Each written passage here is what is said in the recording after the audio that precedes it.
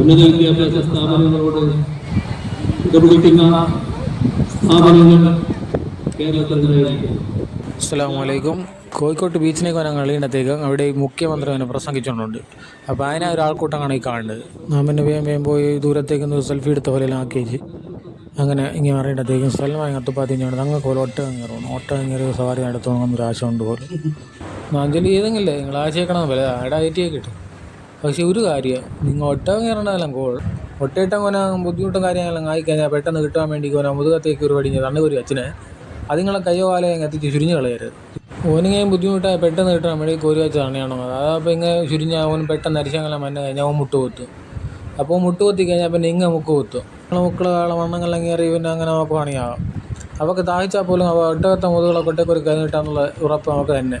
അങ്ങനെ പിന്നെ സൽമ ബീങ്ങാത്ത് മോളുങ്ങോട്ടക പുറത്ത് മക്കളെയും കൊണ്ട് ഓട്ടക നടന്ന് നടന്നവർ വൈദൂരം പിന്നിട്ട് അങ്ങനെ സൽമാൻ കത്തുപ്പാത്തി അമ്പാടും നാളത്തെ ആഗ്രഹമായ ഒട്ടക സവാരിയും കഴിഞ്ഞാൽ ഇറങ്ങുന്ന രംഗം കാണുന്ന ഇപ്പോൾ കാണുന്നത്. ഇപ്പോൾ എന്നെ ചാനൽ സബ്സ്ക്രൈബ് ചെയ്യാത്ത ആൾക്കാരെല്ലാം ഉണ്ട്, കൂട്ടത്തോടെ സബ്സ്ക്രൈബ് ചെയ്തോട്. അപ്പോൾ ഓക്കെ, അസ്സലാമു അലൈക്കും.